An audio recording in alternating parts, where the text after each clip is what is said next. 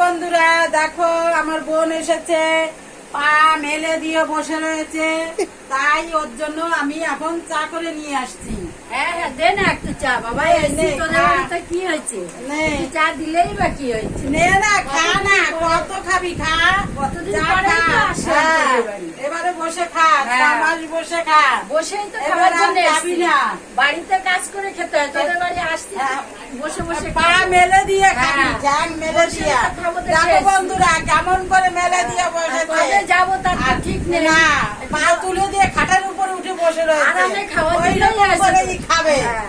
দেখো বসে খাওয়ার জন্যই আসছি খা, তোদের খা। বাড়ি। যে তো কাজ করেই খাই, তোর বাড়ি না একটু বসেই বসেই খাবো। খা, খা, আরো খা। কি কত হয়েছে? খাবি? কাজে? আর কত খাবি? হ্যাঁ, খা, খা। বন্ধ করো এবারে।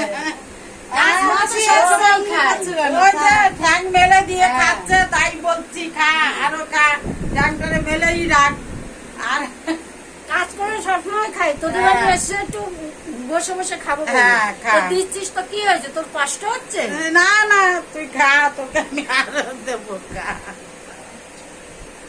অমনি করো না মাসি রে, মা। ঠিক আছে। না রে, তোদের বাড়ি এই তো আসলেই তোর মা এরকম করে। একটু বসে খাই বলে কি করবো বল তোদের বাড়ি? আমি তো বাড়িতে কাজ করেই খাই, আর এখানে আসি তো বসে খাবো বলে। ঠিকই তো। ঠিক, থাকবো কয়দিন? 2 দিন থাকবো, ঠিক তারপর চলে ঠিক যাবো। ঠিক আছে, তুই তাহলে? খা তাহলে। আর চিল্লাস না, এবারে খা।